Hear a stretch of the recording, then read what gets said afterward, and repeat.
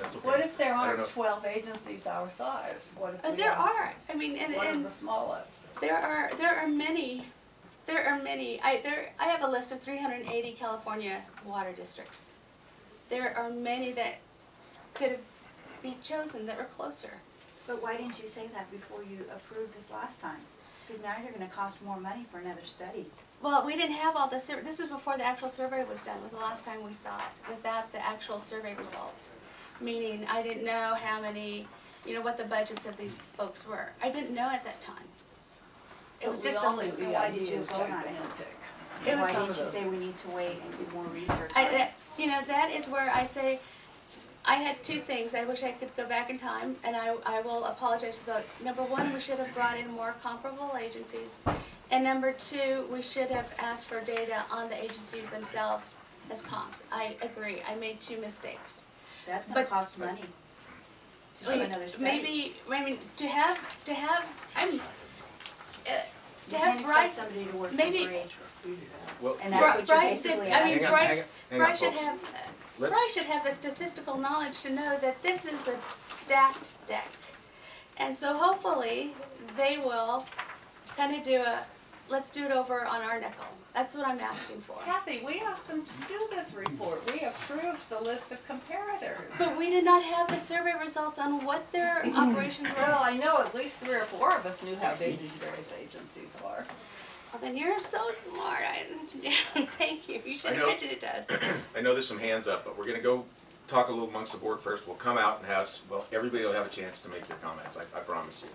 So, Bonnie, did you want to? Yeah, I had. Okay, well, 1 second, please. Oh, actually, I'm sorry. did you have any comments in rebuttal to some of the? I'm not really interested in rebuttaling, but I would like to give a perspective. Okay. That's okay. Basically, the issue of agency statistics. The biggest issue is the retention and recruitment. So basically what we do is try to stay within a geographic area. I agree that there are agencies statewide. The problem with doing that is that you get the cost of living of those agencies, and those smaller agencies are going to have used their contiguous agencies. So if you use someone in LA, they're going to use their contiguous agencies, and then you're going to get the fallout of an LA cost base rather than in Northern California. So there are pros and cons to kind of all of it. This is our most professional, best recommendation to get you as close as potentially possible to an accurate labor market. The other piece of it is services, and the other part for this organization is that we have some difficulties because of this kind of the complement, not difficulties, but some challenges because of the complement of services you provide. So we have to find agencies that provide similar services to be able to have those comparabilities of a canal worker. And then just lastly, and this is a somewhat separate issue, but it may kind of address some of the concerns being discussed. Some of this is implementation. This is just data. So the organization takes this in, and then they can do what they want in terms of the implementation of the information. So if you want to adjust something because of something that you philosophically disagree with, you can do that with this data and make it whole. Right. Yeah, this is a snapshot of a number of different agencies and looking at all these classifications. And for us, we're just going to receive this, and we can use this as a tool in whatever we want to use it for. If we're looking at salaries, whatever. This is not a recommendation to target salaries. It's nothing like that. We wanted an objective review of these different classifications within the labor market area. So, thank you. Bonnie? I just want to clarify one thing. She said, you had mentioned that, for example, in LA, but cost of living index for a certain area is another data piece. So we could have easily worked on this for areas that have roughly similar cost of living area, right? Absolutely. Okay. Well, I voted against doing the whole study, and because I figured if the general manager is going to hire the consultant to do the study, that it was going to say that they're all underpaid. So I didn't even bother to look too much at it, but I did look a little bit, and maybe I can allude to somebody a little better in math. I don't find the figures that jive on page 14 with the total compensation, and then I had some questions, bigger question on the CalPERS, on the 2.7, and if the longevity was, Ray, do you understand that a little? I have some comments, so if you want to Maybe. interject here. Well, I'd rather Okay. be stuck with the I board than have go to the two audience. mathematical. Everybody will get their chance. Okay, I have two mathematical questions, and maybe Mr. Pringle could help with that, on that retirement especially. Okay, and other than that, my comments, thank you. Okay. Anybody else? I just have one other observation. On page 17, there's a, and you know, it is a challenge which, what parameter you look at, but one parameter that could be looked at is the number of customers served. And for instance, as an example, Groveland and Solano and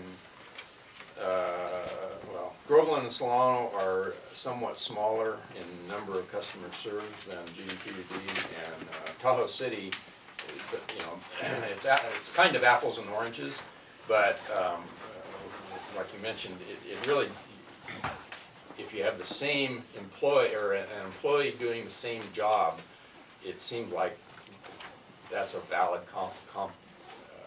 valid comparison, just because you're looking at someone doing a job in one place, regardless of how many customers served or their cost of living. I don't know what the answer to any of that is, but you can compare, it would seem to me, the same employee doing the same job, and then you can kind of look at, well, how many customers are served and how many employees are there. I mean, we have the smallest number of employees, so we're always pushing to keep that number small, and now it's a bad thing because we have too few customers, and that skews the entire thing, because we don't have as many employees served, even though we may have more customers served than another district. And so it's like, I don't know how to compare that, but if you have an employee doing a similar job, and even being nearby is probably relevant. Now, it would have been handy to have, you know, cost of living. I can see the validity of that. I would assume that the cost of living in Placerville isn't a lot different than here, or in Paradise, or in Groveland for that matter. It's probably similar. It would be nice to have that, I guess. That's a valid criticism. On the other hand, I'm not sure whether that's useful information for us in doing what we're doing. I'll leave it at that, because we've discussed this for a long time and it's still not come to any conclusion. Right. Bonnie, did you have any comments at this point? I recognize a lot of Kathy's comments. What I object to is the fact that it was put in a very negative way, as if Bryce made a mistake and the general manager made a mistake. We approved this. If we weren't smart enough to say, let's expand it, or this or that, then we got what we paid for. And I think, I'm sorry I've forgotten your name, she's a bit at a disadvantage since she's standing in for somebody. And so we really can't ask any particular questions at this point in time.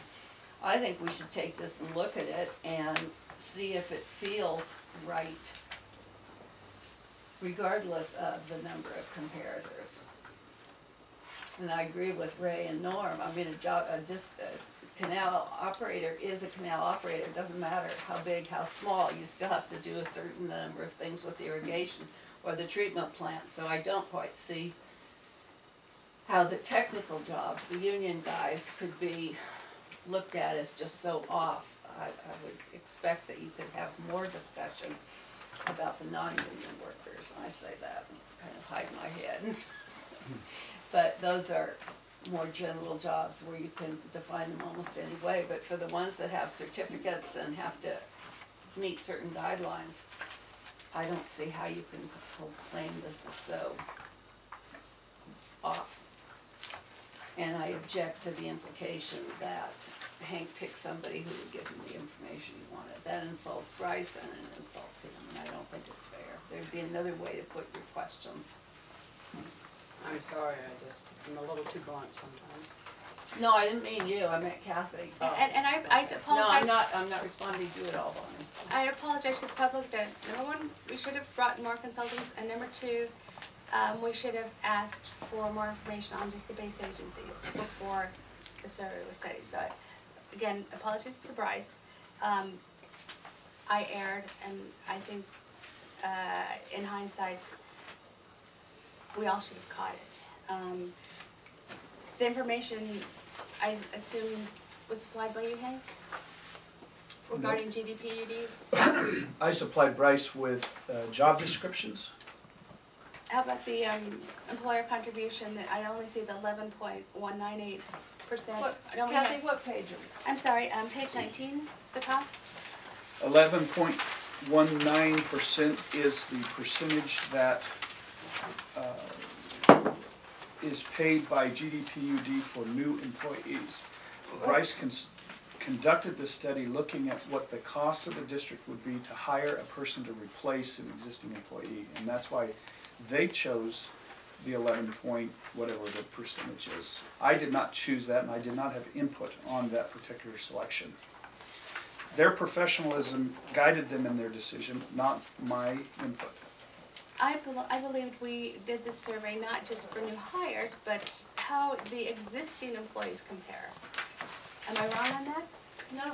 Okay, so if we're talking about existing employees, why isn't for example, the public ratepayers pay 47% of your pension, roughly 31% of your salary? So why aren't those numbers there for existing employees if we just all agreed that it was comparing salaries for existing employees? Those numbers, the actual numbers for the general manager position are represented in this study.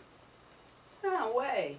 They're in there, remember now, the two percentages are changing, so as we hire people, the percentage gets lower. And as some of the six who do get the full amount, if and when they ever retire, then the number goes back down. But if you take the average, this is the average for the whole thing. You have to look at the line for general manager, and then you will see the higher percentage for PERS. On page, I'm sorry. I'm having trouble Can I finding just say things something? here. Well, Yes, yeah, 'cause I think this is a technical issue. We're talking about page 19, correct? Mhm. And the number for the employer contribution?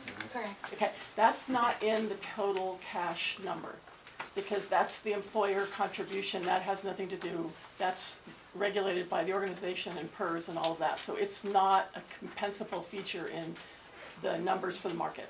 So it's not in there. So Yeah, but that's it's why part of it's part of what we pay out to salaries, so it should be considered what Part we of pay for. compensation. It is, but it's not a feature that you can modify for the employee. It's set by PERS. So basically, the employer contribution's not factored in because it's agency specific.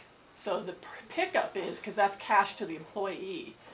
There's a variety of costs that the organization has for employees that aren't in here. Well, This is just this is yeah, total that was compensation. the point of it, is to find out, because Yeah. I mean, these guys are going longevity and they're going back 30 years and they're Well, longevity's in here. So at the 2 points yeah. Retroactive. retroactive. So I don't think that, I mean, we wanted of everybody and all the past and the retroactive and the longevity and everything, so Okay. I find that figure hard to. And it did seem like the format for your tables was, for example, on table 11, page 23, there are some footnotes that have the exceptions on page 23. And so I was looking for those exceptions to be defined, for example, on table 9, you know, where some we pay 11%, some we pay 31%.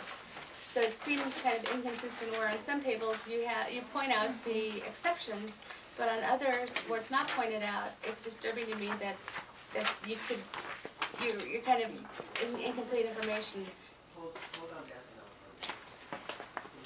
What is your problem again between page 20 and 23? My problem, quote unquote, is on page 23, there's footnotes. Right. And so that they point out the exceptions to the table. Okay. Okay, whereas for table 9, page 19, if you look on page 20, there are no exceptions. So they don't point out, well, this, you know, the 11.1%, you could assume is for everyone. So they don't point out that Right, there's. right, that's what I was If you- saying. the titles aren't the same, one's retirement practices, I'm the just saying other's the retirement format, something. the format of the tables is, in table 11, they point out the exceptions. Mhm. And table 9, if it's blank where there's footnotes, then you don't know if there's any exceptions. Why would you assume there are exceptions? Because, there are. because they're saying employee contribution is 11.1%, where we know for existing employees, there's 31% compensation. Right. So But that that- should be a footnote, you but know, that under here table- also. But that column in that table, the question for me is, is that column consistent for all the different agencies? Is it reporting something, a different standard for Amador Water Agency than it is for Georgetown Divide PUD? It's reporting the same thing, which is for new hires to come in, this is the number. And that's There's why- a lot of other supporting data that you could put in for all the different ones. And that's why I And asked. that's fair, but that's as why I long asked- as these compare to each other. Everyone here answered yes, that this comparison was for existing employees also. So there should have been a notation for existing employees or some, the contribution is 31%. Right. That's why I asked that question. Was this survey not for just new hires, which was back to the, you know, that's a rarity nowadays, new hires, but for existing employee compensation. That's why I confirmed it Do with you want that footnote on table 9, is that what we're talking about? Well, I'm just saying that Bryce should go through, and where there are exceptions, they should be consistent that the exceptions are noted in the footnotes. That's all I'm asking. Because otherwise, anyone reading this will think that all employees, all existing employees, the employer contribution is only 11.12%. And what started this whole Okay. thing was I to see do it that. on existing employees. When we wanted it was on existing employees. Because we're gonna change the new employees, we hope. So, Okay. that's what's missing. That's the piece that, mathematically, that was missing for me. Okay. I believe Bryce Consulting presented a scope of work that included what they have presented here. I think that to go back and to modify table 9 would require to go to every comparator and find out each tier of PERS that they have, and I don't believe that was in their scope, and I believe what they presented here complies with the scope that they have presented, so that what I'm saying is many of these agencies have other tiers of retirement, and I don't believe it was within their scope to research those other tiers. It was to look at new hires in this particular category. Wouldn't it be easy for us to back into that figure and for our own use? We know what the cost is for the 6 employees and we know what the cost is for the other. We can just adjust the percentage ourselves if we require that. Well, Kathy could do it too. We're mixing up different things Yeah. here, okay? All that, table 9 shows all the information that you're asking for. 2.7 at 55 is the current tier with PERS that we have. The reason that they looked at new employees is because, as Jean mentioned just a minute ago, is that if we're going to make changes, we're not going to change it for existing employees, we're going to change it for new employees. So we know what the existing employees get. Now we could put in there, we could put data, all kinds of data that exists. This is about comparisons for new employees, because that's what we have some control over. We cannot change. We're not going to go back and change somebody's retirement that's already in place. So that's why they looked at what's within the scope of our opportunity to change things, which is for new employees. And as long as every district has the same standard, as long as we're looking at only new employees for each district, then it's an absolutely fair comparison. Again, that's with the scope being only new employees, but we all agreed that we want comparisons for existing employees too. this chart doesn't say for new employees only. Well, let's write it on there, it's for new employees, that's Well, what I'm was more, just I'm more explained. interested in existing employees. But we The- know the- what the our new- existing, we know what that is. But we don't know